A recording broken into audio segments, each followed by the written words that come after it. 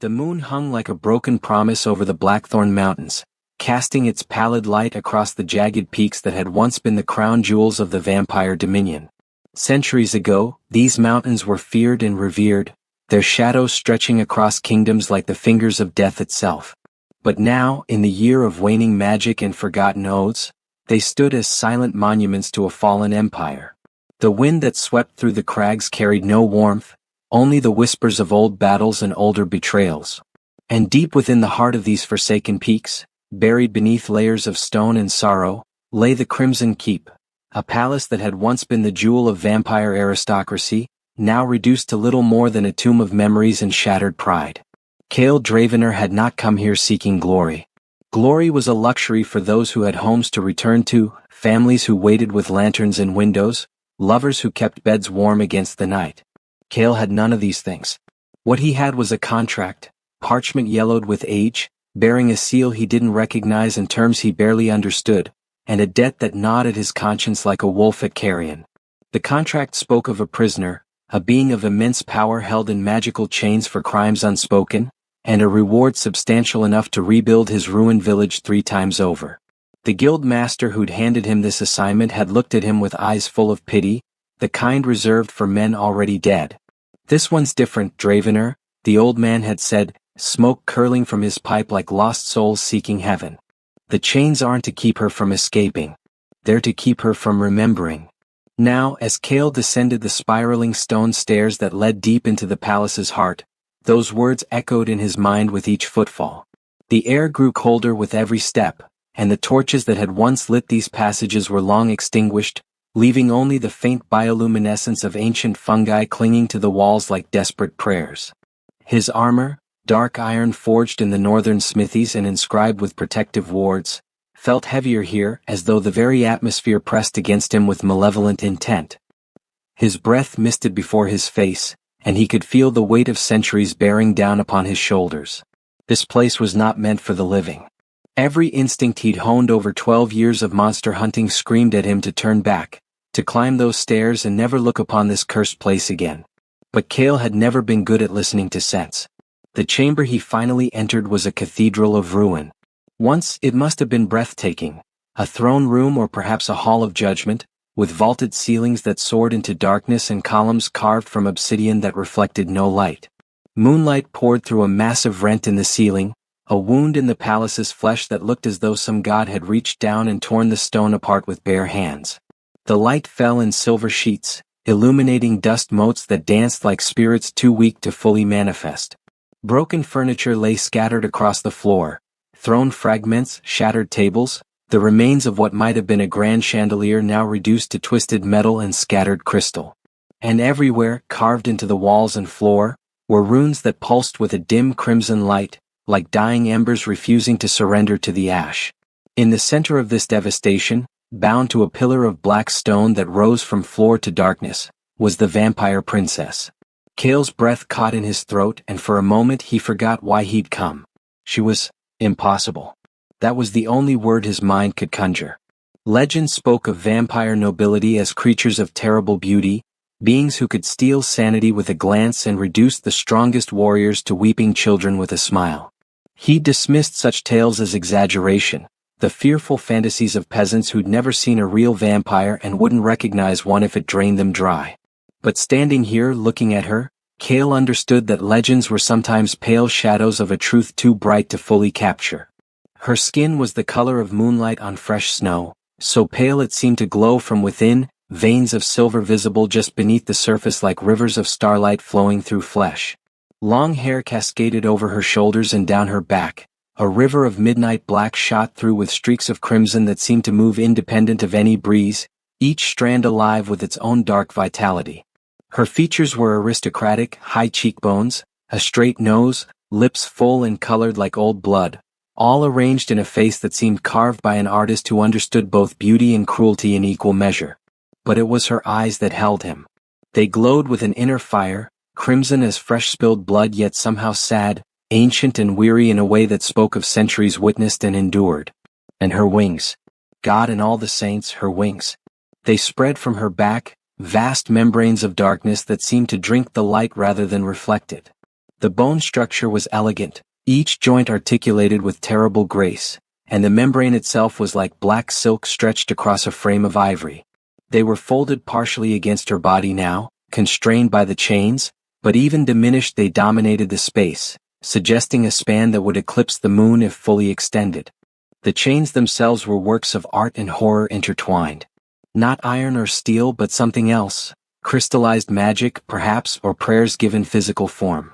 They glowed with soft golden light, inscribed with runes and languages Kale didn't recognize, and they wound around her wrists, her throat, her waist, binding her to the pillar with an intimacy that felt almost obscene. She didn't struggle against them. She simply hung there, head bowed slightly, hair obscuring half her face, breathing in slow, measured rhythms that spoke of resignation rather than defeat. She knew he was there. He could tell by the subtle tension in her shoulders, the way her breathing changed just slightly when he took another step into the chamber. But she didn't look up. Not yet. You're human, she said, and her voice was everything the legends promised. Silk and smoke, honey and poison, a sound that bypassed his ears and resonated directly in his chest. I can smell your mortality from here. Warm blood, beating heart, skin that would tear so easily beneath my fingers. She paused, and when she continued, there was something like amusement in her tone. And yet you're not afraid. How curious. Either you're incredibly brave or catastrophically stupid. I wonder which. Kale found his voice, though it came out rougher than he'd intended. I'm here to release you. Now she did look up, and the full weight of her gaze hit him like a physical force. Those crimson eyes found his, held them, and he felt something inside him lurch sideways, as though reality had momentarily forgotten which way was up. Her lips curved in a smile that held no warmth, only bitter amusement. Release me, she repeated, tasting the words as though they were wine from a bottle she'd never expected to open. And what makes you think I want to be released, human? What makes you believe these chains are anything but mercy? For me, for you, for a world that has finally learned to sleep without nightmares. I was told you were a prisoner, Kale said, moving closer despite every survival instinct warning him against it. That you'd been locked here for crimes you didn't commit. That the truth was buried with you. The vampire princess laughed, and the sound was like breaking glass, beautiful and dangerous and sharp enough to draw blood. Told by whom? The guild that fears what I represent? The kingdoms that built their peace on my imprisonment? The gods who turned their faces away because they couldn't bear to watch what they'd created? She shifted slightly, and the chains chimed softly, a discordant music that set Kale's teeth on edge. You know nothing, human. You come here with your noble intentions and your shining armor, playing hero in a story you don't understand. This is not a rescue. This is a catastrophe waiting to happen. Then tell me, Kale said, and he was surprised by the steadiness in his own voice. Tell me the truth. Because I've traveled 3 months to reach this place, lost 2 companions to the mountain passes, and nearly died 4 times getting through your palace defenses. The least you can do is explain why I shouldn't break those chains. For a long moment, she simply stared at him, and Kale had the unsettling sensation of being weighed and measured by something far older and wiser than himself. Then, slowly, she inclined her head, a gesture that might have been respect or might have been mockery. He couldn't tell which. Very well, human. You want truth? I'll give you truth, though I doubt you'll thank me for it. She took a breath, unnecessary for her kind but perhaps a habit too old to break. My name is Seraphine Nighthollow, last daughter of the Blood Court, survivor of the Purge Wars, and architect of atrocities that would make your warrior's heart stop beating out of sheer horror. 300 years ago, I led armies that painted continents red. I broke kingdoms like toys and drank from the throats of kings. I was beautiful and terrible, and the world trembled at the mention of my name. She paused and something flickered across her face, regret, perhaps, or simply weariness. And then I grew tired. Tired of the killing, tired of the fear, tired of watching centuries pass while I remained unchanged, a monument to cruelty in a world that was slowly learning to be kind. So I made a choice. I came here, to this place that had been my family's stronghold, and I asked the last remaining mages of the old faith to bind me. To chain me not to prevent escape, but to prevent remembering. Kale frowned. Prevent remembering what? What I was, Seraphine said softly. What I'm capable of becoming again. These chains don't just hold my body, human. They suppress my nature, dim the hunger, quiet the voices that whisper in every vampire's mind. The voices that say take, consume, dominate, destroy. For 3 centuries I've hung here in merciful numbness, neither alive nor truly dead, and the world has been safer for it. Her eyes found his again, and there was something pleading in them now. So I ask you again, why should you free me? What good could possibly come from unleashing me upon a world that has finally learned to breathe without me? Cale stood in silence, processing her words. Everything she'd said made sense, logical, reasoned, self-aware in a way he hadn't expected from a creature of legend. But something about it didn't sit right, like a note played slightly off-key in an otherwise perfect symphony. You're lying, he said finally, and her eyes widened fractionally, surprised perhaps that he'd seen through her. Not about what you were. I believe that part. But about why you're really here. He took another step closer, close enough now that he could see the fine patterns in her irises, like fractals of blood spreading through water. If you truly wanted to end your existence, there are easier ways than magical imprisonment. You're old enough to know that. And if these chains were truly merciful, you wouldn't look at them with such hatred. Seraphine's expression shifted, the careful mask cracking just slightly. You're perceptive for a human. I've been hunting monsters for 12 years, Cale said. You learn to read between the lines. So tell me the real truth, princess. Why are you here? For a long moment he thought she wouldn't answer. Then, so quietly he almost didn't hear it, she spoke. Punishment, she whispered. Not for the world. For me.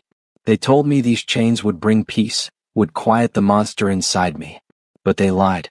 Or perhaps they simply didn't understand. The chains don't suppress anything human.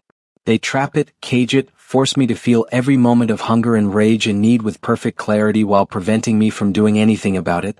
For 300 years I've hung here, fully aware, fully feeling, locked in a cage of my own making while the world moved on without me. The chains don't prevent me from remembering what I was. They prevent me from ever being anything else. Her voice broke on the last word, and Cale saw something he never expected to see in a vampire's eyes, tears. Not blood, as legend suggested, but clear water that caught the moonlight like diamonds before trailing down her pale cheeks. So yes, human. I want to be free. I want to feel the sky against my wings and taste the night air and know that I exist as something more than a monument to failure. But I'm afraid. She met his gaze fully now, and the vulnerability in her expression was almost painful to witness. I'm afraid that the moment these chains break, I'll become that monster again. That I'll destroy you first, then everything else, and prove that they were right to cage me. And I don't know if I'm strong enough to fight that. Cale felt something shift in his chest, some wall he'd built around his heart cracking just slightly. He'd come here expecting a monster, prepared to free a prisoner or put down a threat as the situation demanded. He hadn't expected this, hadn't expected someone who was both victim and villain, prisoner and jailer, monster and something achingly close to human. He moved closer still, until he stood directly before her, close enough to feel the unnatural cold that radiated from her skin. Up close, he could see details the moonlight had hidden, small scars on her neck and wrists where the chains had worn against her flesh for centuries, the way her hands trembled slightly despite her stillness, the exhaustion that went beyond physical and into something spiritual. What's your name? She asked suddenly. If you're going to make a decision that affects both our fates, I should at least know what to call you. Cale, he said. Cale Dravener.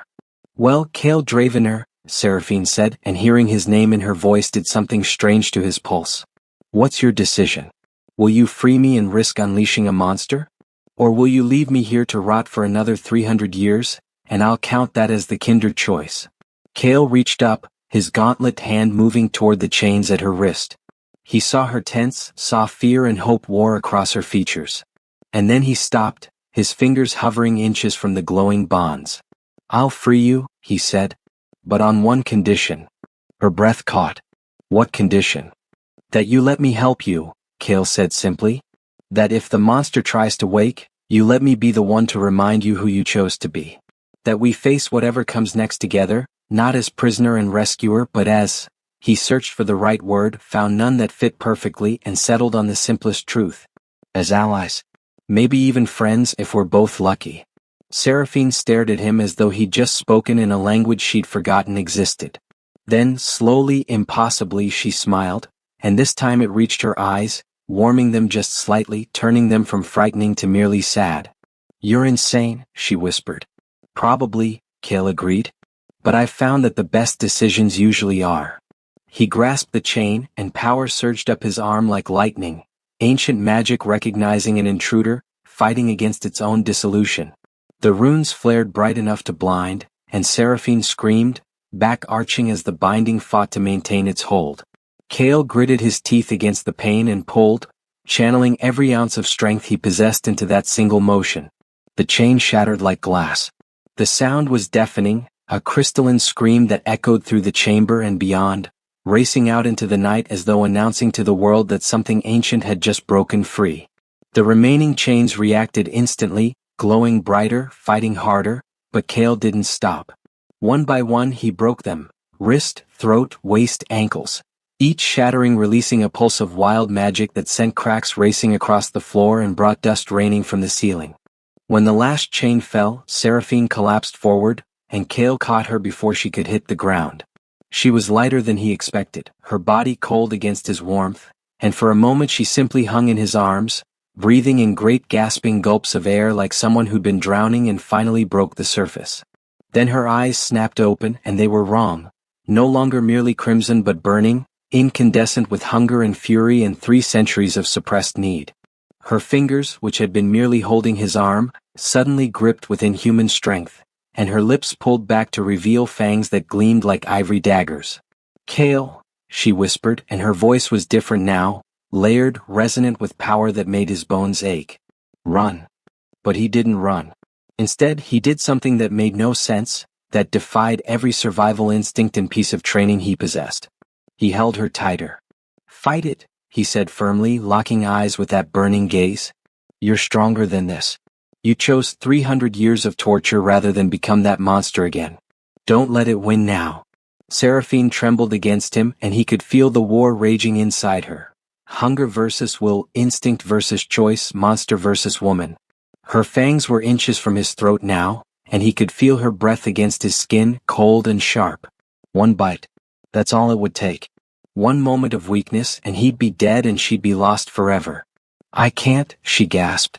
"Cale, I can't. The hunger, it's too strong."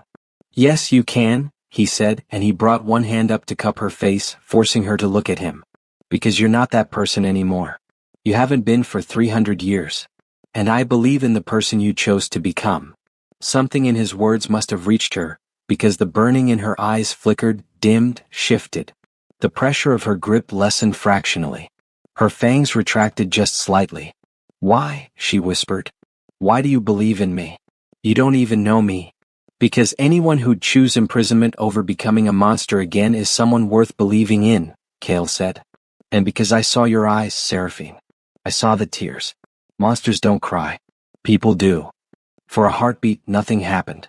Then, slowly, the burning faded from her eyes, draining away like water from a shattered vessel, leaving behind only exhaustion and something that might have been wonder. Her grip on his arm loosened, became gentle rather than crushing. Her fangs retracted fully, and she slumped against him, trembling not with hunger now but with the aftershocks of a battle fought and won. "I didn't kill you," she said, sounding amazed. "No," Cale agreed. "You didn't. I wanted to. God help me, I wanted to so badly I could taste it. But she looked up at him, and there was something new in her expression, hope, fragile and tentative as a newborn bird. "I chose not to." "Yes," Cale said, and he felt himself smiling. "You did." They stayed like that for a long moment, human and vampire, warrior and princess, 2 people who should have been enemies finding something unexpected in each other's eyes. Then, from somewhere high above, they heard sounds, shouts, the clash of metal, the unmistakable rumble of many feet on stone. "The palace guard," Seraphine said, straightening with visible effort. They felt the chains break. "They'll be coming to investigate, or to ensure I'm dead if I somehow freed myself." "Can you fly?" Cale asked, glancing at her wings. She tested them, extending the massive appendages fully for the first time in 3 centuries. They unfurled like night itself, taking solid form, spanning the width of the chamber, and despite their beauty, he saw how they trembled with weakness. "Not well," she admitted. "Not yet." 300 years of disuse. They need time to remember their purpose. Then we run, Kale said, and he took her hand, cold flesh meeting warm, mortal touching immortal, an alliance that should have been impossible. Together. She looked down at their joined hands, then back up at his face, and something in her expression shifted, softened, warmed, became something that might have been the beginning of trust. Together, she agreed.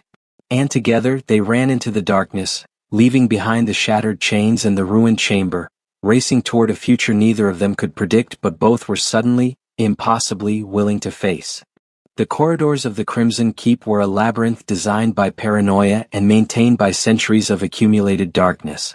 Kale had memorized his route coming in, marking each turn with careful mental notes, but fleeing with Seraphine changed everything. She knew these halls in a way he never could. They were her home, her prison, her history written in stone and shadow. She led him through passages so narrow he had to turn sideways to fit, down stairs that spiraled in directions that seemed to defy geometry, through chambers that hadn't seen light since before his grandparents were born. Behind them the sounds of pursuit grew louder. The palace guard, whatever they were, moved with purpose and coordination that spoke of military training and magical enhancement. Kale could hear their armor clanking, their voices calling to each other in a language he didn't recognize, harsh syllables that seemed to make the shadows themselves recoil. "Who are they?" he gasped as they rounded another corner, his armor weighing him down, his lungs burning despite his conditioning.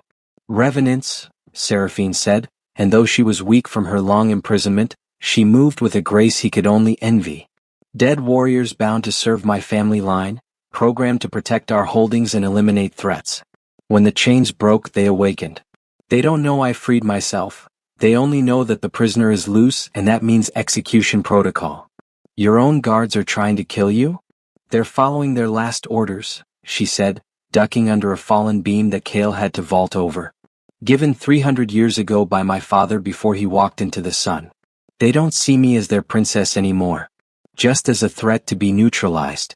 They burst into a grand hall, and Kale had a moment to register chandeliers hanging like crystallized tears, portrait frames empty of their paintings, and a floor inlaid with precious stones that spelled out words in that same harsh language. Then the first revenant appeared at the far end, and Kale's hand went to his sword. The creature was a nightmare of armor and decay, once human form preserved by dark magic, eyes glowing with spectral fire behind the slits of its helmet. It moved with mechanical precision, drawing a blade that crackled with eldritch energy, and behind it came more, a dozen, 2 dozen, filling the corridor like a tide of armored death. "They'll cut us off if we try to cross," Kale said, mind racing through tactical options and finding none that didn't end with his death and Seraphine's recapture. "Then we don't cross," Seraphine said, and there was something new in her voice now, not the hunger from before but a cold, calculated fury. "We remind them who I am." She stepped forward, and though she was weak, though her wings trembled and her body swayed with exhaustion, she suddenly seemed to fill the space. Her eyes flared crimson, and when she spoke, her voice echoed with power that made the chandeliers shake and sent cracks racing across the floor. "I am Seraphine Nighthollow, last blood of the ruling court, daughter of the Crimson Throne, and you will stand aside." The revenants froze. For a moment, Kale thought her command had worked, that some residual programming recognized her authority. Then the lead revenant raised its sword and spoke in a voice like grinding stones. "Princess Seraphine Nighthollow is declared traitor to the blood. Sentence, final death. Execution protocol, active." They charged. Kale's sword was out before conscious thought, muscle memory from 1,000 battles taking over. The first revenant reached him and swung its crackling blade in a horizontal arc designed to decapitate. He ducked, felt the energy weapon pass close enough to singe his hair, and drove his own blade up under the thing's guard. His sword was no ordinary steel, forged by northern smiths who knew the value of a weapon that could harm the supernatural, and it punched through ancient armor like cloth. The revenant staggered, black ichor spilling from the wound, but it didn't fall. Instead, it grabbed for him with its free hand, and Kale had to twist away, barely avoiding fingers that would have crushed his throat. Beside him, Seraphine fought with a different kind of grace. She had no weapon, but she didn't need one. Her hands moved like striking serpents, palm strikes that shattered armor, finger jabs that found gaps and tore through the magic holding the revenants together. One tried to rush her and she pivoted, grabbed its sword arm, and used its own momentum to send it crashing into three of its fellows. Her wings swept out, buffeting another pair back, and for a moment Kale saw what she must have been in her prime, beautiful and terrible, a dancer whose choreography was written in destruction. But she was weak. He could see it in the way she stumbled after each attack, the way her breathing grew labored, the way her movements, though still graceful, lacked the finality they should have had. A revenant's blade scored across her shoulder and she cried out, black blood welling from the wound. Another caught her wing, tearing through the delicate membrane, and she went to one knee. Kale was there in an instant, his sword driving through the revenant's chest, then sweeping low to take the legs from another. He positioned himself between Seraphine and the advancing dead, knowing it was futile, knowing they were outnumbered and outmatched, but unable to do anything else. Go, Seraphine gasped, one hand pressed to her bleeding shoulder. Leave me. Save yourself. No, Kale said simply, and he meant it with every fiber of his being. We're leaving together or not at all. He heard her laugh, breathless, pained, but genuine. You really are insane. Starting to realize that, he admitted, parrying a blow that would have split his skull. Then, from somewhere deep in Seraphine's chest, came a sound, low, resonant, building in volume and intensity until it was less a sound and more a physical force. The revenants hesitated, some primal instinct making them pause. Kale risked a glance back and saw Seraphine rising to her feet, her eyes burning not with hunger now but with something older, something that had nothing to do with feeding and everything to do with dominion. You want to see a monster? She said, and her voice had that layered quality again. I'll show you a monster. She opened her mouth, and the sound that emerged was beyond description. Part scream, part roar, part song, a cry that contained centuries of rage and pain and loss. It hit the revenants like a wall, and they stumbled back, their formation breaking, their coordination shattered. The windows, those few that remained intact, exploded outward, and the chandeliers fell, crashing to the floor in avalanches of crystal.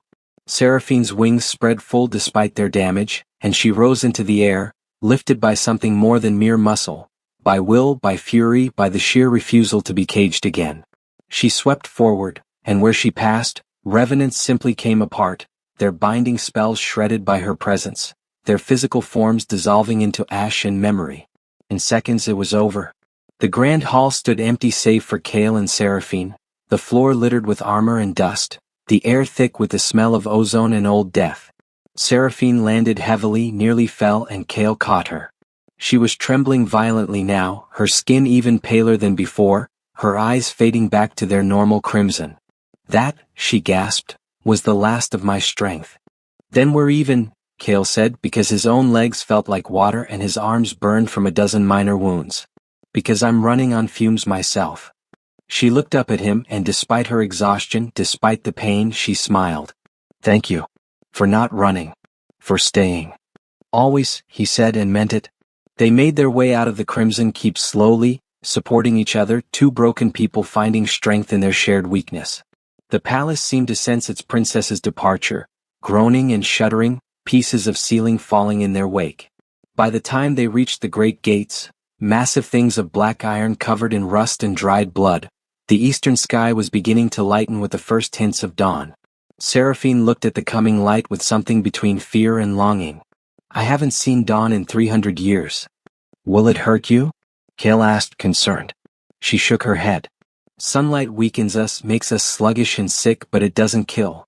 Not unless we're already injured or starved. That's another legend humans invented, I think because the truth wasn't frightening enough. Then watch it with me, Kale said. Watch your first dawn as a free woman.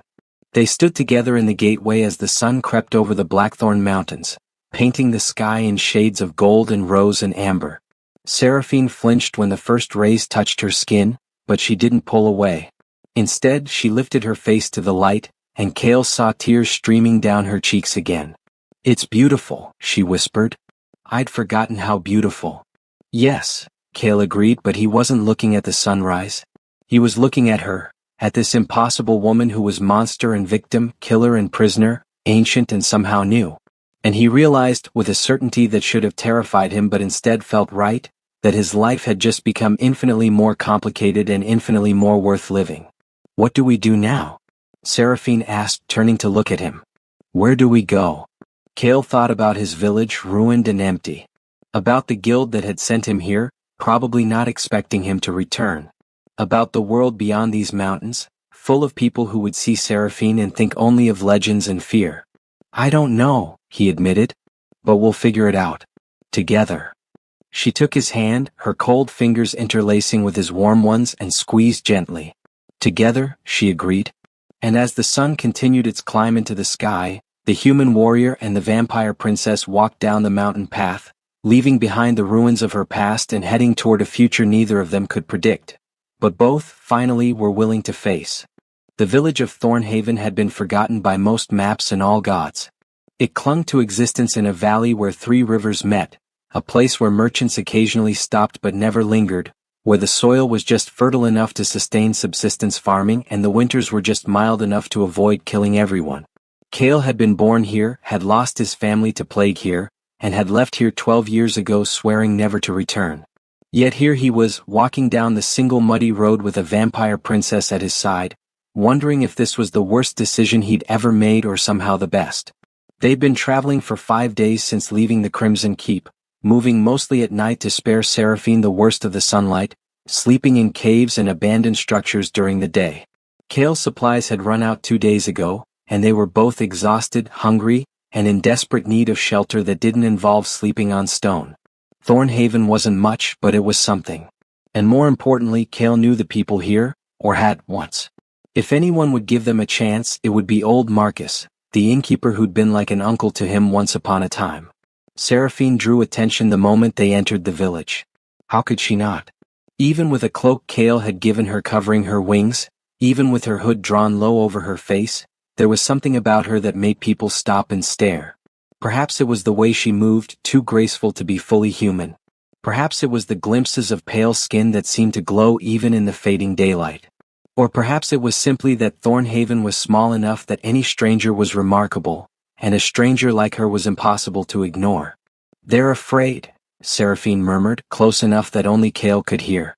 I can smell it on them. Fear and curiosity and something else. Something hungry. Hungry? Humans are always hungry for something, she said, with the weariness of someone who'd watched humanity from a distance for centuries. Power, knowledge, wealth, or simply something different from the monotony of their lives. They look at me and wonder what I could give them, or what they could take. Cale wanted to argue to defend his species, but he couldn't. She wasn't wrong. He could see it in the eyes of the villagers they passed. The calculation, the speculation, the way hands moved subtly toward weapons or charms. Thornhaven had always been a hard place, full of hard people who did what they needed to survive. He'd been one of them once. The broken wheel inn stood at the village center, a 2-story structure of weathered wood and stone that looked exactly as Cale remembered. Smoke curled from its chimney, and warm light spilled from its windows, promising warmth and food and respite. He pushed open the door, and the familiar smell of wood smoke and roasted meat and spilled ale hit him like a wave of memory. The common room fell silent the moment they entered. 24 faces turned toward them, villagers and travelers alike, conversations dying mid-word. Cale could feel their eyes taking in his battered armor, the weapons he carried, and most of all, the cloaked figure at his side. Then a voice boomed from behind the bar, rough as gravel, warm as summer. Well, I'll be damned and thrice cursed. Cale Dravener as I live and breathe. Thought you died in some god's-forsaken wilderness by now. Marcus hadn't changed much in 12 years. Older, grayer, a few more pounds around his middle, but still possessing the same barrel chest and booming laugh that Cale remembered. The old man came around the bar with surprising speed for his bulk and pulled Cale into a crushing embrace. Good to see you, boy. Real good. Marcus stepped back, looked Cale up and down, and nodded approvingly. You filled out some. Got scars, I see. And you've brought a friend.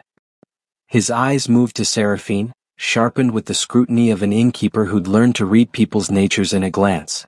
A lady by the looks of it. And one in need of a hot meal and a soft bed, unless I miss my guess. Marcus, this is... Cale hesitated, realizing he had no idea how to introduce her. Lady Seraphine seemed too formal. Friends seemed presumptuous. His traveling companion was accurate but cold. Sarah, Seraphine said smoothly, saving him. She pulled back her hood just enough to reveal her face, and Kale saw Marcus's eyes widen fractionally. To his credit, the old innkeeper didn't flinch, didn't reach for a weapon, didn't call for guards. He simply looked at her for a long moment, then nodded slowly. Sarah then. Welcome to the Broken Wheel, lady. Any friend of Kale's has a place at my table. He raised his voice, addressing the room at large. You lot have better things to do than gawk. Drink your ale and mind your business. The room slowly returned to its previous volume, though Kale noticed people still shooting glances their way.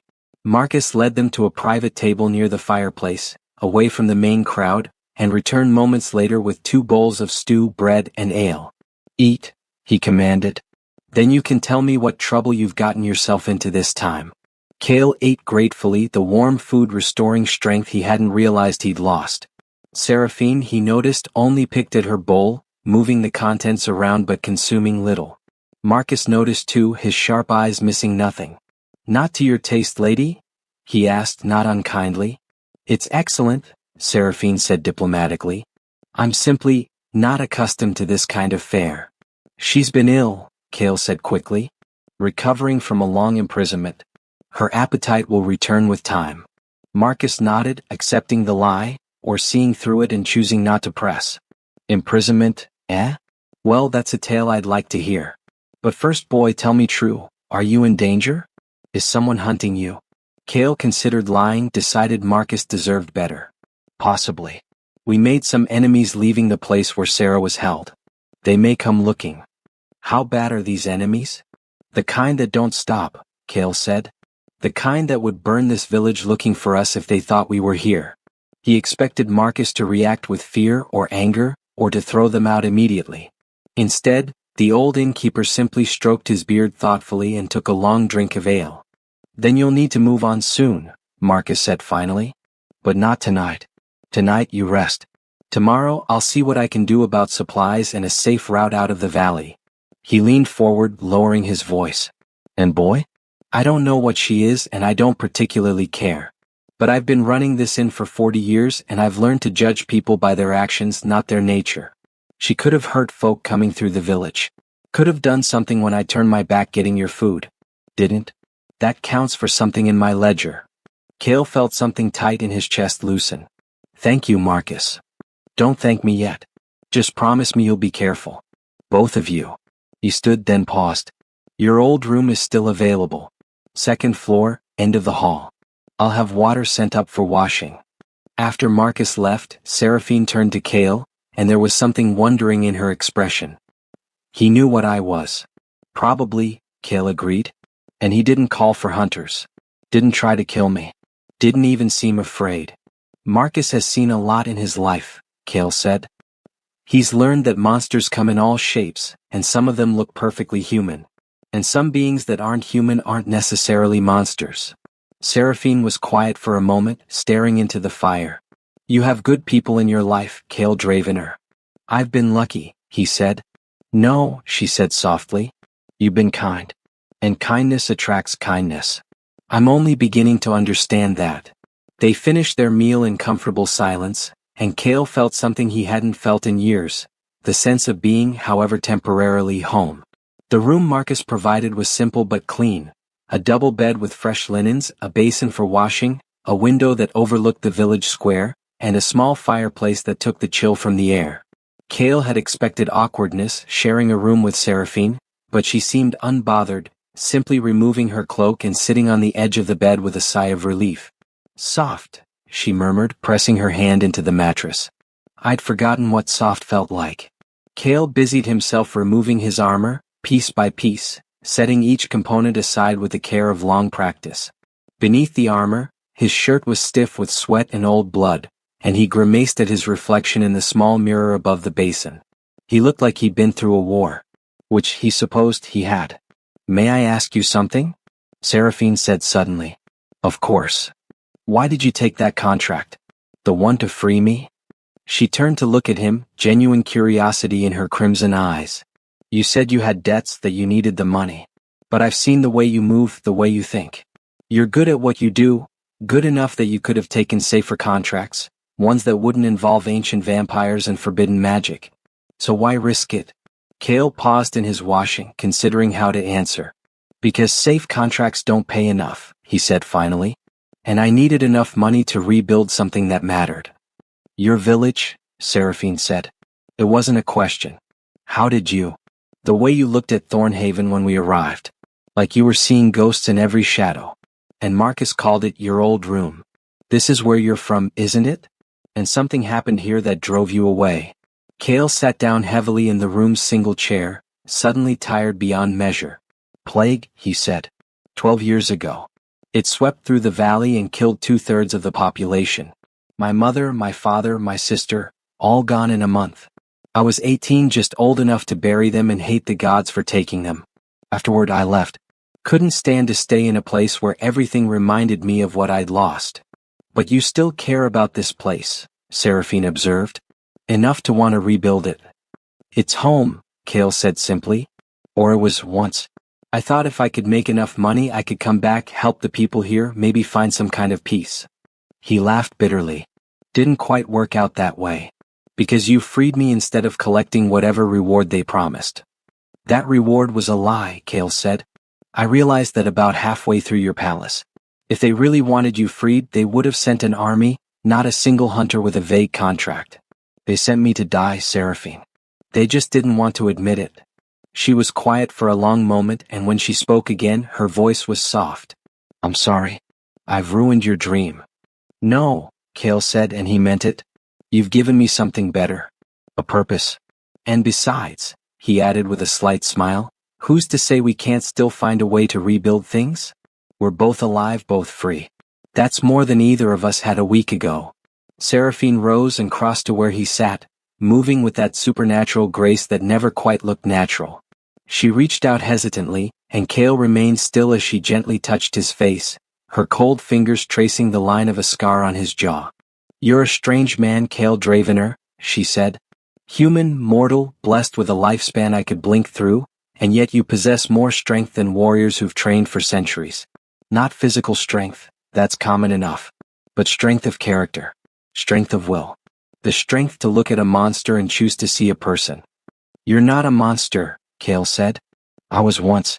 I could be again. But you're choosing not to be. That's what matters. She smiled, sad and beautiful, and Cale felt his breath catch.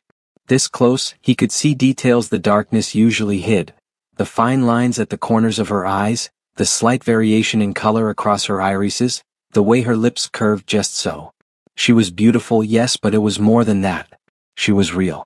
Not a legend or a nightmare, but a person, flawed, frightened, trying desperately to be better than her nature demanded.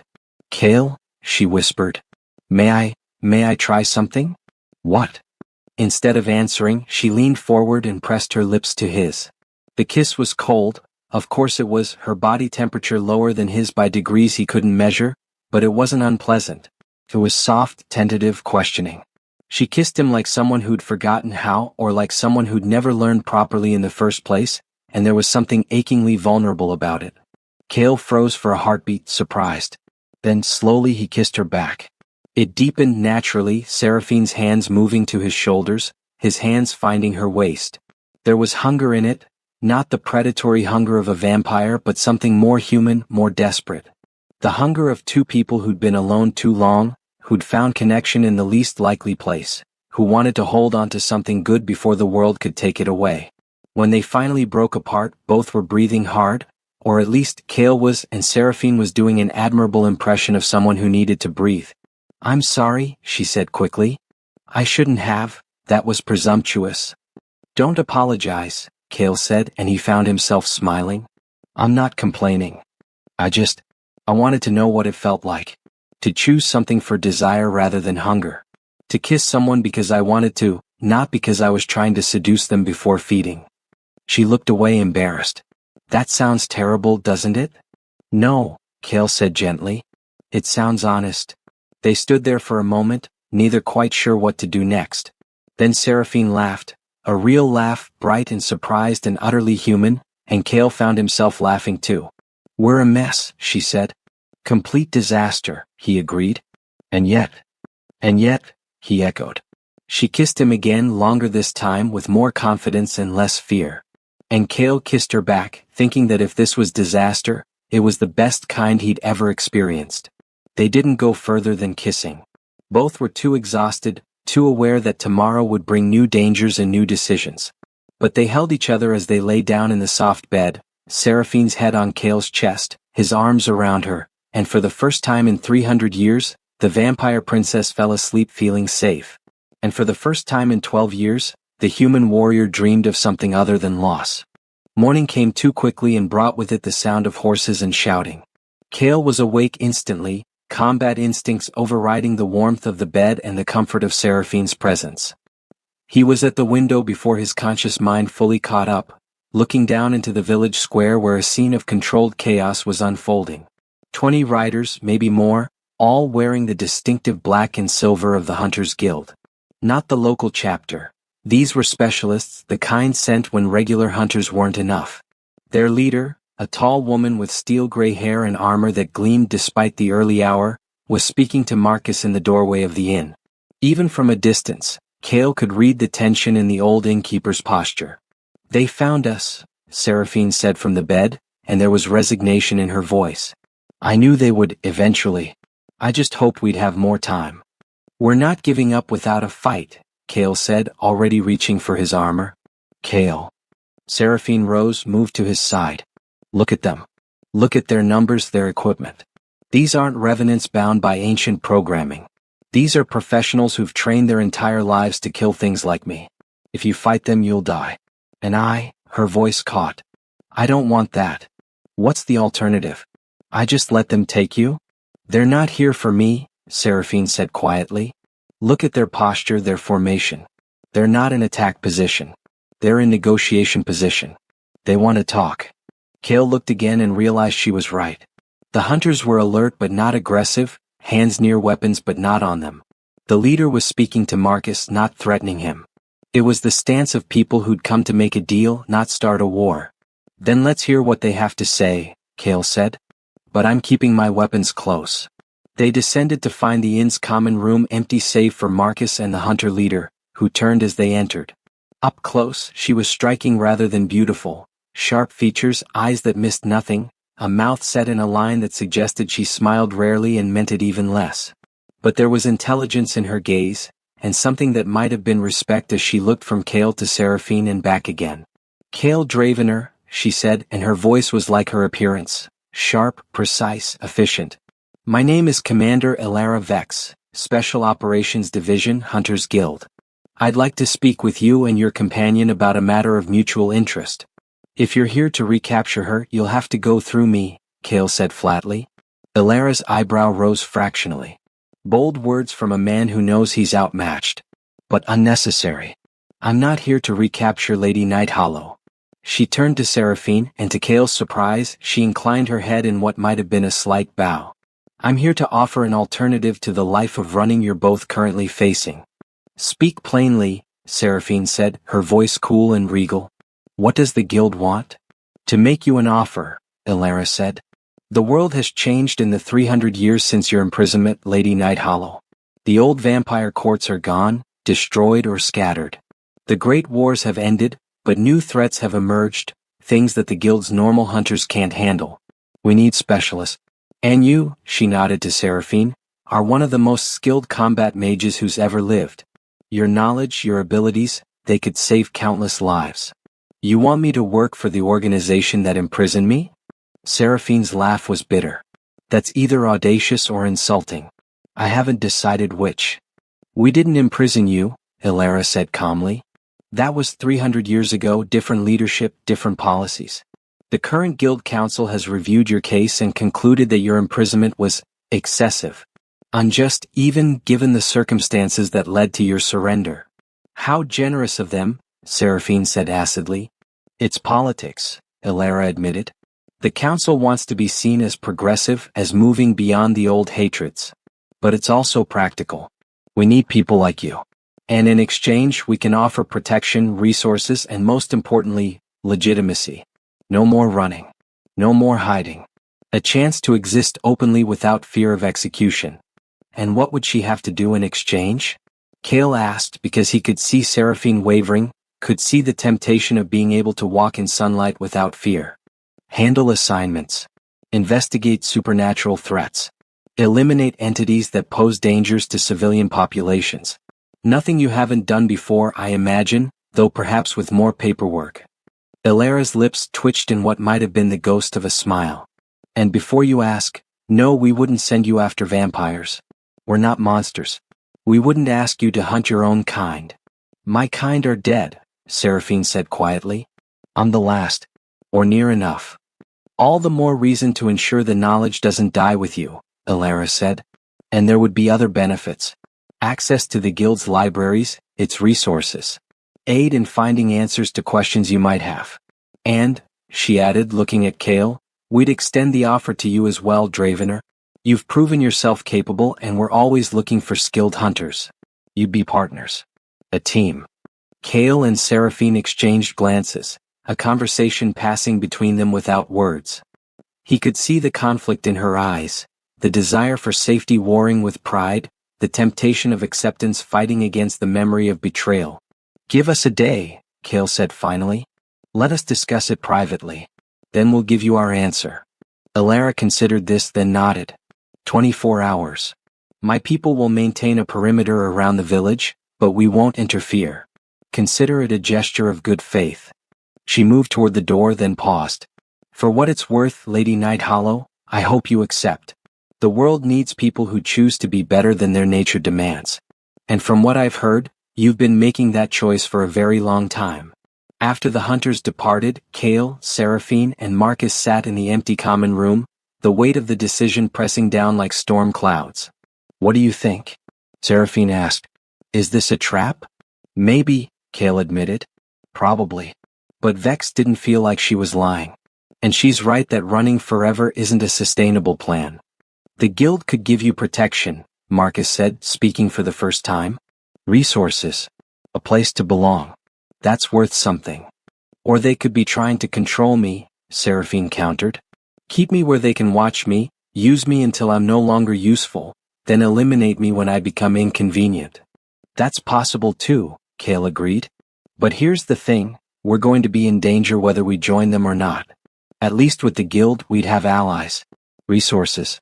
A chance to actually do some good instead of just surviving day to day. Seraphine stood, moved to the window, looked out at the village square where normal people were beginning their normal days. Bakers opening shops, children running through streets, farmers heading to fields. Simple lives, uncomplicated by ancient grudges and supernatural politics. I want that, she said softly. Not just safety or resources or legitimacy. I want purpose.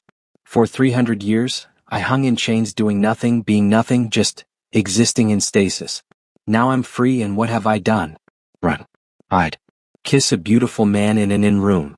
She glanced back at Kale, and despite the seriousness of the moment, she smiled. That last part was quite good, actually. But it's not enough. I want to matter again. I want to use these hands for something other than violence and these wings for something other than intimidation.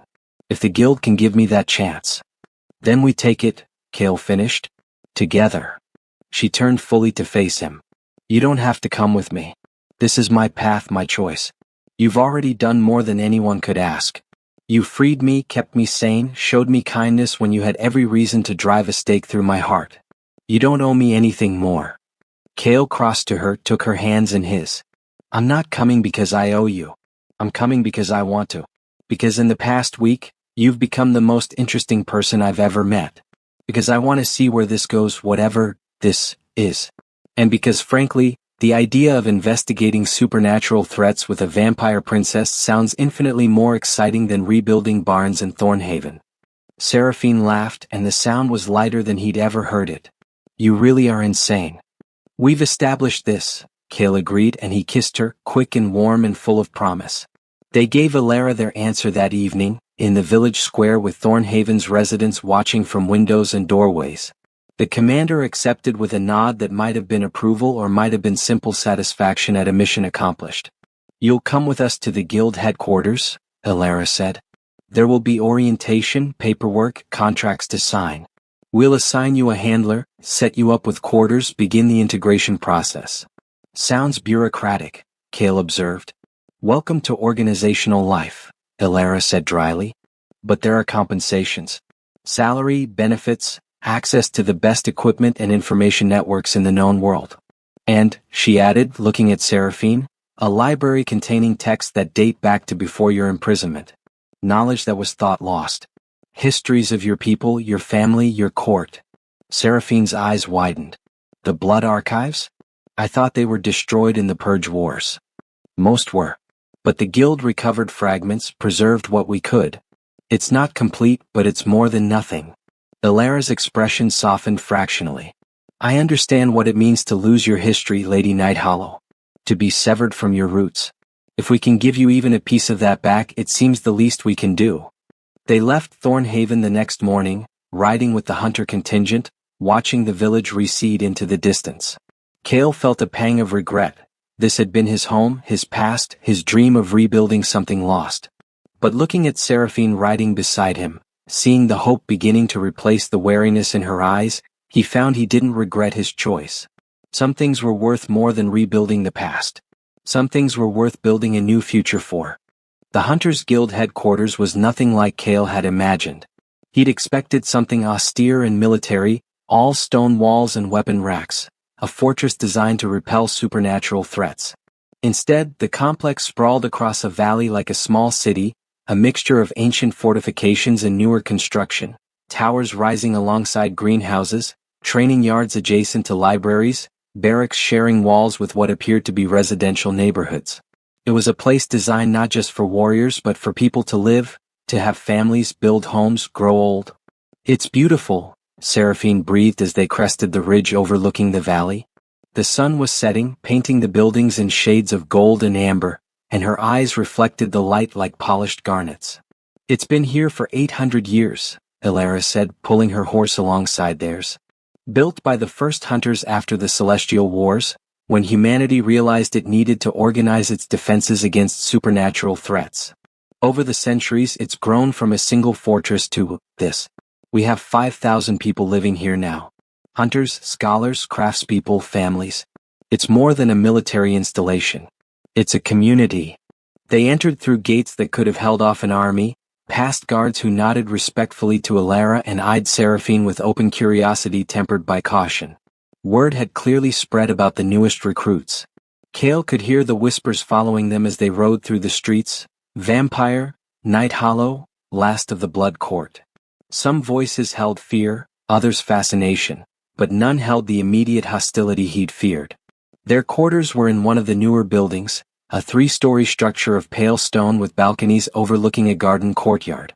The apartment itself was spacious, a main living area, 2 bedrooms, a bathroom with actual plumbing that made Seraphine's eyes widen in wonder, and a small kitchen.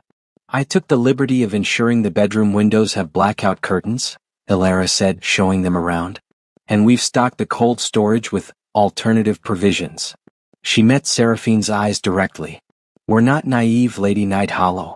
We understand your dietary requirements. The Guild maintains blood banks for medical purposes. We can divert a portion for your needs, properly preserved and anonymous. No hunting required. Seraphine looked stunned. You do that? We're asking you to work for us, Ilara said practically. Part of that means ensuring you can function at full capacity without compromising your ethics. It's simple logistics. After Ilara left with promises to return in the morning for orientation, Cale and Seraphine stood in their new home, both somewhat overwhelmed by the sudden shift from running for their lives to having actual addresses. This is surreal, Seraphine said, running her hand along the back of a chair, touching curtains, examining books on shelves as though verifying they were real. A week ago I was in chains. Now I have an apartment. With plumbing. And blackout curtains. And people who know what I am and aren't trying to kill me. How does it feel? Cale asked. She turned to him and her smile was radiant. Terrifying. Wonderful. Like I'm walking through someone else's dream and afraid I'll wake up back in that chamber. She crossed to where he stood, took his hands. Thank you. For all of this. For making it possible. We made it possible, Cale corrected. Together, remember? Together, she agreed and kissed him with a warmth that belied her undead nature. They spent that first evening exploring their new home, unpacking what few possessions they had, and simply existing in a space that was theirs without fear of hunters breaking down the door. It was mundane and domestic and absolutely perfect. Later, as they lay together in the larger bedroom, Cale had insisted Seraphine take it, and she'd insisted they share it, and neither had put up much of a fight. She asked him about his life before becoming a hunter. "There's not much to tell," he said, staring at the ceiling where shadows danced in the lamplight. "I was going to be a carpenter. My father was one and his father before him. I was good with my hands, good at building things.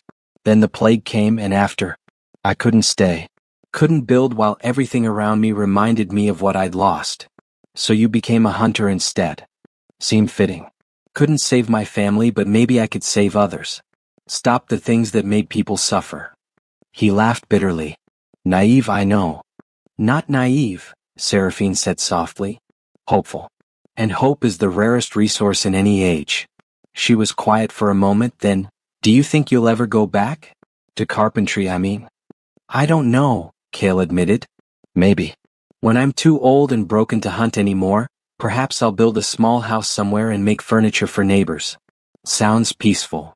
"It does," Seraphine agreed. "Though I suspect peace will bore you to tears within a month." He laughed because she was probably right. "What about you?" he asked. "If you could do anything, be anything, what would it be?"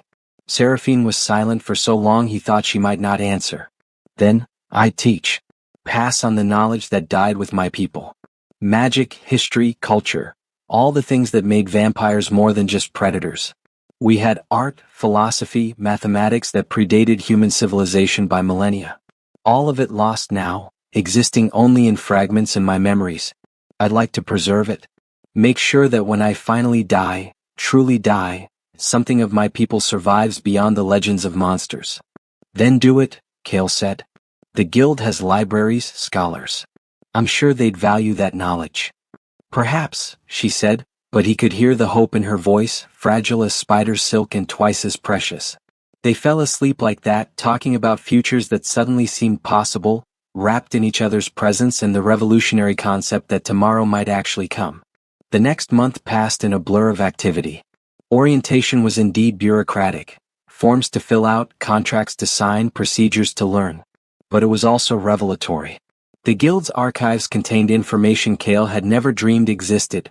Detailed bestiaries, maps of supernatural territories, treatises on magic and metaphysics that made his head spin. Seraphine spent hours in the libraries, devouring texts, occasionally finding references to her family or court and spending hours cross-referencing, building a picture of what had been. Their training was comprehensive. Cale had thought himself skilled, but the guild's instructors showed him how much he still had to learn. Advanced combat techniques, tactical coordination, magical theory for non-mages. Seraphine trained separately at first, her abilities far beyond what the standard programs offered, but eventually they were paired for joint exercises. Fighting alongside her was a revelation. She moved like wind and shadow, impossibly fast, her magic weaving shields and weapons from ambient energy, her tactical mind processing threats and solutions faster than Cale could track. But she never left him behind, always aware of his position, covering his weaknesses, creating opportunities for his strengths. They developed a synchronicity that their instructors called remarkable and their fellow trainees called intimidating. And slowly, carefully they built a life. Dinner at the communal hall became routine, sitting with other hunters and their families, learning names and stories, becoming part of a community. Seraphine's presence caused ripples at first, but curiosity gradually gave way to acceptance as people realized she was more interested in discussing magical theory than draining anyone dry. Weekend visits to the nearby town for supplies and simple pleasure, walking through markets, buying fresh bread, watching street performers. Seraphine wore a hat and veil to protect against the sun, but no one looked twice. The town had seen enough hunters and supernatural consultants that one more unusual individual barely registered. Quiet evenings in their apartment, Cale sketching designs for furniture he'd probably never build while Seraphine read aloud from ancient texts, translating dead languages into modern tongue, her voice turning history into poetry. And nights in the bedroom they shared, learning each other's bodies with the careful wonder of explorers mapping new continents. Seraphine had been afraid at first, afraid her nature would override her will, that intimacy would trigger hunger. But it didn't. Or rather, It triggered a different kind of hunger, one that had nothing to do with feeding and everything to do with connection. They took it slow, let trust build alongside desire, and discovered that human and vampire could find pleasure in each other without catastrophe. "I never thought I'd have this," Seraphine whispered one night, her head on Cale's chest, her hand tracing idle patterns on his skin. "Contentment. Purpose. Someone who sees me as more than a monster or a weapon or a symbol of a dead age." "You're none of those things," Cale murmured, half asleep, content in a way he'd never imagined possible. "You're just Sarah. And that's more than enough." She kissed his shoulder, gentle as falling snow. "Sarah. I like when you call me that. It makes me feel new. Like I'm not carrying the weight of who I was." "You're not," Cale said. "You're choosing who you're becoming. That's the only thing that matters." But peace, Cale had learned over his years of hunting, was always temporary. Their first assignment came 5 weeks after their arrival. Ilara summoned them to her office, a space that was half command center, half study, walls covered with maps and reports and what appeared to be a murder board covered in red string connecting various locations and incidents. "We have a situation," she said without preamble. 3 villages in the Western Territories have gone dark over the past month. No communication, no trade caravans, nothing. Initial scouts reported the villages intact but empty. No bodies, no signs of struggle, just absence. "Disappearances?" Cale asked, his mind already running through possibilities. "Mass abduction?" That was our first thought. But then yesterday one of the missing villagers appeared in a neighboring town. Except it wasn't quite them. Ilara slid a sketch across her desk. "Witnesses say the person looked right but moved wrong. Spoke in the right voice but said things that didn't make sense. When local guards tried to detain them for questioning, they came apart. Just dissolved into shadow and mist." Seraphine leaned forward, studying the sketch with intense focus. "Doppelgangers? No, they leave bodies. Possessions? They don't dissolve." She looked up at Ilara. "What did the shadow smell like?" "Smell like?" Ilara blinked. Let me check the reports. Here, witnesses mentioned a scent like burnt copper and old flowers." "Void touched," Seraphine said immediately, and her voice was grim. "Entities from the spaces between realities. They feed on identity, consuming people and wearing them like clothes until the connection degrades. If one manifested in town, it means a rift has opened somewhere nearby." "Can they be stopped?" Ilara asked. "Yes. Seal the rift, the entities lose their anchor, dissolve back into non-existence. The consumed individuals?"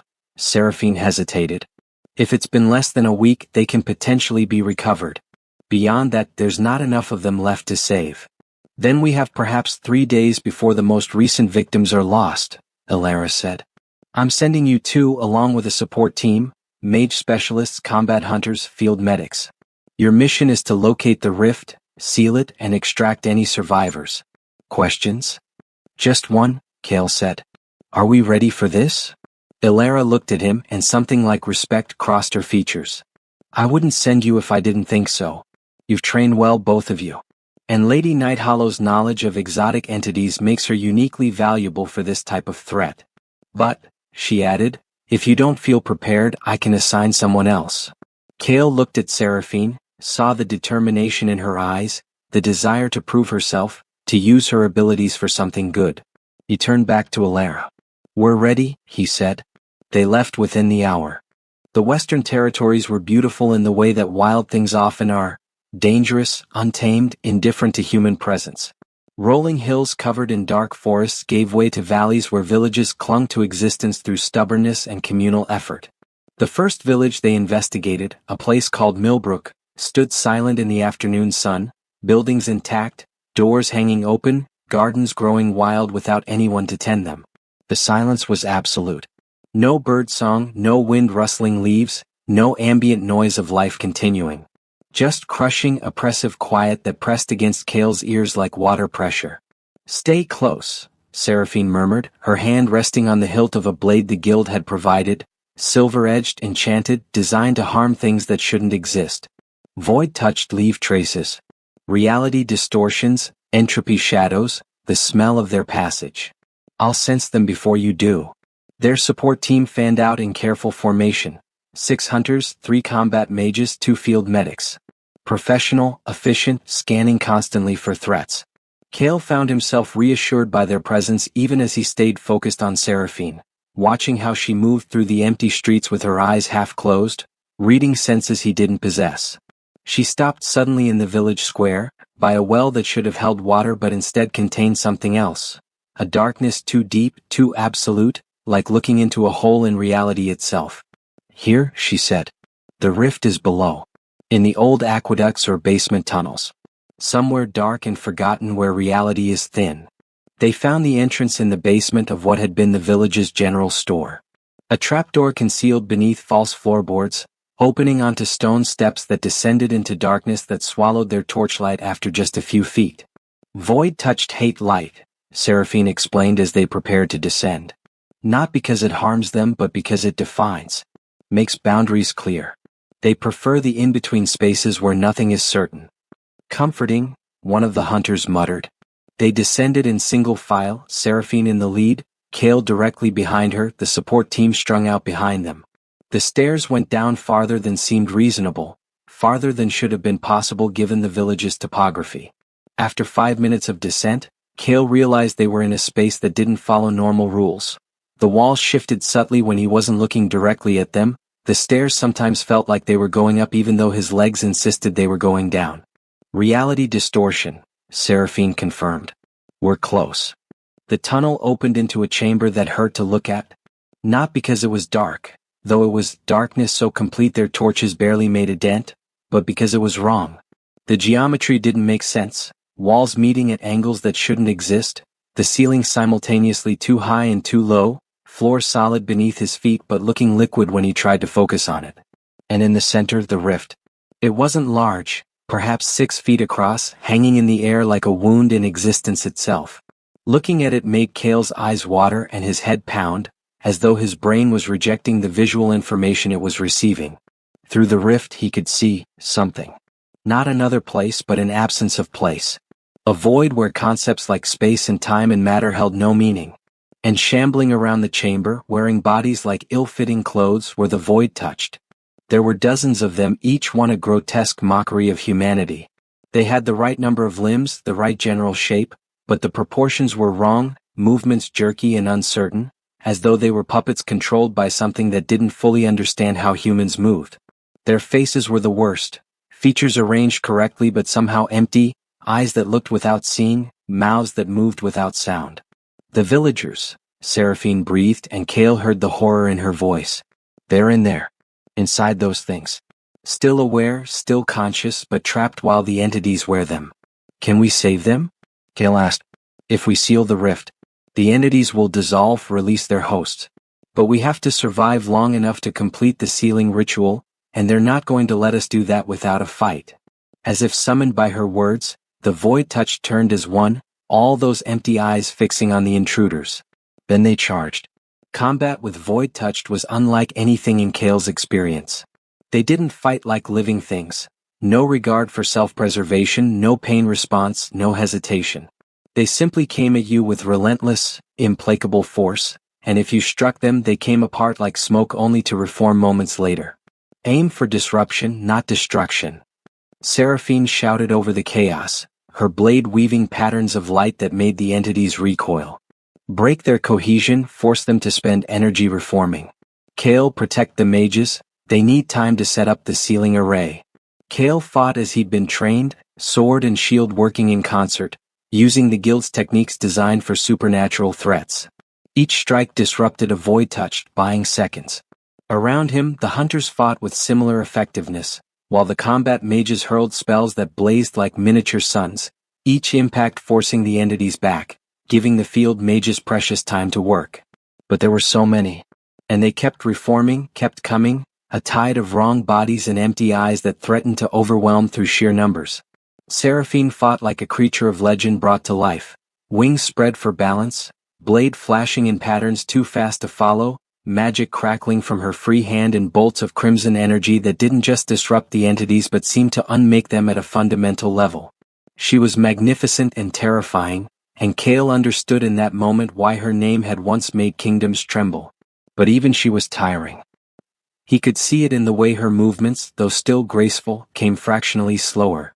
Could see blood, her own dark and too thick, seeping from wounds where the entity's attacks had found openings in her defense. "Sarah," he called, cutting through an entity that had been wearing what looked like a farmer, seeing the moment of relief in the victim's eyes as they reformed free of possession before another entity engulfed them. "Fall back. We need to regroup." "Can't," she shouted back. "If they break through to the mages, the ceiling fails. Hold the line." And so they held. Humans and vampire, hunters and scholars, fighting together against horrors from beyond reality. Seconds stretched into minutes, stretched into an eternity of blade and blood and exhaustion that went beyond physical and into something spiritual. Then from behind them, one of the field mages shouted, "A ray is set. Beginning the ceiling. We need 30 seconds. 30 seconds. It might as well have been 30 years. The void touched seemed to sense the threat, their attacks intensifying, overwhelming the defenders through sheer numbers. Cale felt something that might have been claws rake across his shoulder, felt the unnatural cold of void matter against his skin, and he knew they weren't going to make it. They were going to be overrun, the mages killed, the ceiling failed, and this rift would continue consuming villages until someone with more resources and less optimism came to deal with it properly. Then Seraphine did something Cale had never seen before. She threw back her head and screamed, but this wasn't the battle cry from the Crimson Keep. This was something older, something primal, a sound that resonated not in his ears but in his chest, his bones, his soul. Power erupted from her in a wave of crimson light that washed across the chamber, and where it touched the void touched, they simply stopped. Frozen, unable to move, trapped in her presence as surely as she'd been trapped in those chains. 20 seconds, the mage called. Seraphine held the entities frozen, her entire body trembling with effort, power radiating from her in waves that made reality itself ripple. Blood ran from her nose, her eyes, her ears, the price of channeling power beyond what her weakened body could safely handle. 15 seconds. Her knees buckled, but she didn't fall, holding herself upright through will alone. The entities strained against her power, and Cale could see cracks forming in the invisible barrier she'd created. They wouldn't hold much longer. 10 seconds. "Sarah, you have to release them," Cale shouted, moving to her side. "You're killing yourself." "Not yet," she gasped, and blood frothed at her lips. "Almost there." 5 seconds. The entities broke through.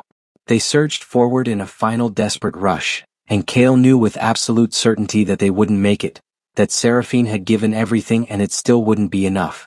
Then light erupted from the ceiling array, brilliant, pure, absolute. It shot up from the floor in a column that engulfed the rift, and Cale heard something like reality screaming as the wound closed. The void touch dissolved like shadows before sunrise, their stolen bodies collapsing as the entities lost cohesion, and the overwhelming wrongness of the space suddenly snapped back to something approaching normal. Silence fell, broken only by harsh breathing and the sound of bodies hitting stone as the freed villagers collapsed.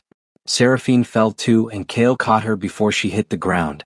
She was cold, colder than usual, cold like death itself, and her eyes were unfocused, blood still streaming from her nose and ears. "Stay with me," he said urgently, cradling her against his chest. "Sarah, stay with me. Medics, now." The field medics rushed over, hands glowing with healing magic, but Cale saw the concern in their faces as they assessed her condition. One shook his head slightly, a gesture that said not good but not fatal, we'll see. Seraphine's eyes found Cale's and she smiled weakly. "Did we win?" "Yes," he said, and he didn't care that his voice was shaking. "We won. You magnificent, terrifying, absolutely insane woman, we won." "Good," she whispered. Then her eyes closed and she went limp in his arms. Seraphine woke 3 days later in the guild's medical wing, in a bed that smelled of antiseptic and clean linen, with sunlight streaming through a window and Cale asleep in a chair beside her, his hand wrapped around hers even in sleep. She spent a long moment simply looking at him, at the new scars on his face from the battle, the exhaustion written in every line of his body, the way he'd positioned himself between her bed and the door even while unconscious. This strange, brave, impossibly kind man who'd freed her from chains both physical and metaphorical, who'd chosen to see a person where everyone else saw a monster. She squeezed his hand gently, and his eyes opened immediately, hunter's reflexes always alert. When he saw her awake, his face transformed, relief and joy warring for dominance. "You're awake," he said unnecessarily but understandably. "I'm awake," she confirmed, her voice rough from disuse. "How long?" 3 days. The healer said you burned through centuries of stored vitality in those 30 seconds. You're lucky to be alive. He paused. The villagers are going to be fine. All of them.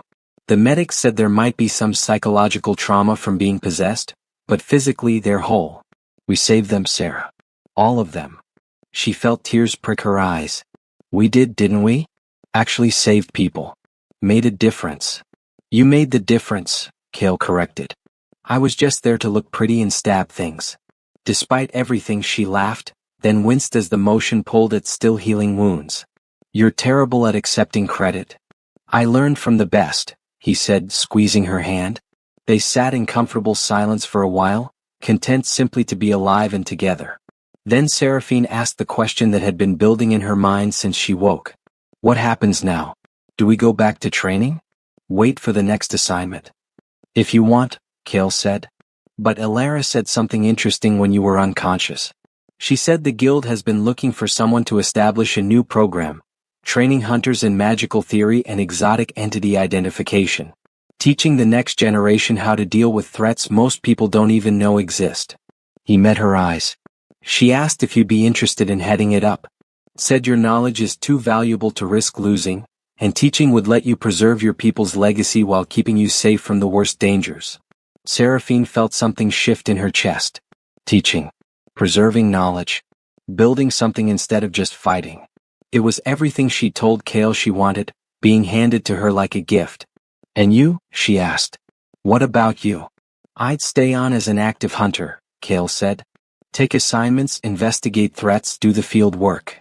But I'd be based here, so I'd come home to you every time. And maybe, he added with a slight smile, you could teach me some of that magical theory. I was absolutely useless in that fight compared to you. You saved my life at least twice, Seraphine protested. And you saved mine 4 times. I counted. I have some catching up to do. She pulled him closer. He came willingly, perching on the edge of her bed, and kissed him properly for the first time in 3 days. He tasted like coffee and worry and relief, and she felt something inside her settle, a piece clicking into place that she hadn't known was missing. I love you, she said when they broke apart, and was surprised by how easily the words came. I don't know when it happened or how, but I do. I love you, Kale Dravener, and I want to build a life with you.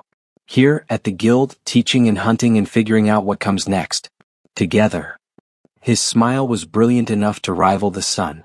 I love you too, Sarah. Have since you first smiled at me in that inn in Thornhaven, I think. Maybe even before that. And yes, let's build something.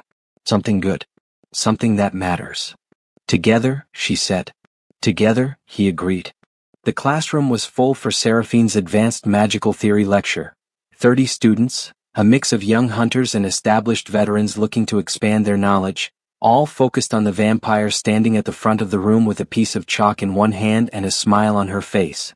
Which brings us to the fundamental principle of reality anchoring, she was saying, sketching a diagram on the board that looked like geometric insanity to anyone who wasn't versed in multidimensional theory. The void exists in the spaces between definite states.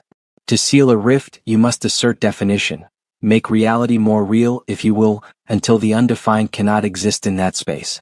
The equations look complex, but the underlying concept is quite simple. Watching from the doorway, Kale felt pride swell in his chest. This was what she was meant to be, not a weapon, not a monster, but a teacher.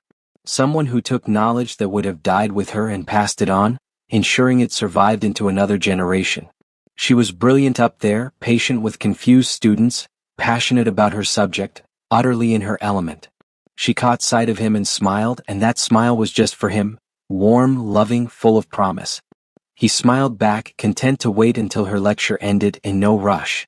They had time now. Time to build the life they both wanted, time to explore this love that had grown between prisoner and rescuer and blossomed into something neither of them had expected but both treasured. That evening they sat on the balcony of their apartment, larger now to accommodate Seraphine's growing personal library, watching the sun set over the Guild Valley, her wings wrapped around both of them like a dark blanket. I'm happy, she said, sounding surprised. Genuinely, completely happy. I don't think I've felt that in, maybe ever. You deserve it, Kale said, pulling her closer. You chose to be better than your nature demanded. You earned this happiness. We earned it, she corrected. I would never have made it this far without you. You saw me when I couldn't see myself. Believed in me when I had no faith left. Loved me when I thought I was unlovable. You were always lovable, Kale said softly. You just needed someone to show you. They sat in silence as stars began to appear in the darkening sky, two people who should never have met, should never have fallen in love, should never have built a life together. But here they were anyway, human and vampire, mortal and ancient, warrior and teacher, finding peace and purpose in each other's arms. Thank you, Seraphine whispered into the gathering night, for unchaining me. For teaching me that desire doesn't have to be hunger, that power doesn't have to mean domination, that love is possible even for monsters who choose to be something more. You were never a monster, Kale said. You were always just Sarah. And that was always enough. She kissed him as the first stars emerged, and somewhere in the guild below, life continued, hunters training, scholars studying, families living, all protected by the same organization that now sheltered a vampire princess and her human love. The world had changed. They had changed. And in that change they had found something precious and rare, a future worth fighting for, a present worth savoring, and a love that transcended the boundaries of mortality, nature, and legend itself. Together they had unchained each other. Together they would face whatever came next. Together they were home.